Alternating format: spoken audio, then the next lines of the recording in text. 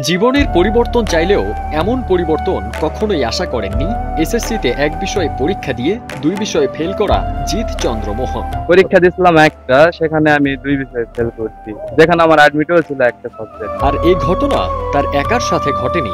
গত বছর গণিতে ফেল করলে 2025 সালে 21 জন আবারও পরীক্ষা দেয়। এক বিষয়ে অকৃতকার্যদের পুরো ব্যাচ ধরেই মোহন স্টাইলে ফেল করে সবাইকে অবাক করে দিয়ে কারিগরি শিক্ষা বোর্ড প্রকাশ করে এক চাঞ্চল্যকর ফলাফল। মুহূর্তেই ভাইরাল হয় খবরটি। 2024 সালে গণিত পরীক্ষায় ফেল করছি, কিন্তু কৃষিতে পাশ করছিলাম।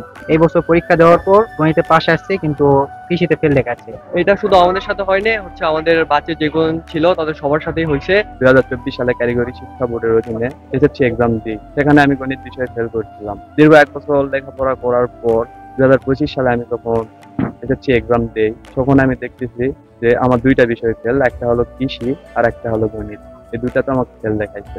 21 জন পরীক্ষা দেওয়ার মধ্যে 10 জন পাস করেছে। তো তাদের আমি দেখলাম যে ওই গণিতে কৃষি সাবজেক্টে ফেল, কিন্তু তারা গত সাবজেক্টে 24 সালে কৃষি সাবজেক্টে পাস ছিল। কারিগরি শিক্ষা বোর্ডের অধীনে জয়পুরহাটের আক্কেলপুরের শ্রী কর্ণদিঘি উচ্চ বিদ্যালয় থেকে এসএসসিতে এক বিষয়ে পরীক্ষা দিয়ে দুই বিষয়ে ফেল করার পর থেকেই বিব্রতকর পরিস্থিতির জীবন কাটাচ্ছেন জিৎ চন্দ্র মোহন। একই পরিস্থিতিতে পড়েছেন প্রতিষ্ঠানের শিক্ষকরাও। কারিগরি শিক্ষা বোর্ডের কাছে একটু জানাচ্ছি যে আমরা শিক্ষক হিসাবে এলাকায় খুব বিব্রত অবস্থায় আছি। এমন চাঞ্চল্যকর কাণ্ডে শিক্ষকরা জানান এই ঘটনার জন্য কারিগরি শিক্ষা বোর্ড দায়ী। তারা আরো বলেন, কারিগরি শিক্ষা বোর্ড দায়িত্বশীলভাবে কাজ করলে এমন ঘটনাই ঘটতো না। এটা মূলত কারিগরি বোর্ডেরই ফল। আমি মনে করি এই কারিগরি বোর্ড তারা দায়িত্বশীল হিসেবে অতটা কাজ করে না। তারা যদি দায়িত্বশীল হিসাবেই করতো, তাহলে গতবারে যে ছেলেটা কৃষিতে পাশ করেছে, এইবার কোন সাহসে সেটা কৃষিতে ফেল করে? আক্কেলপুর উপজেলা নির্বাহী অফিসার মঞ্জুরুল আলম বলেন, ইতোমধ্যে শিক্ষা বোর্ডের সাথে কথা বলে জেলা শিক্ষা অফিসকে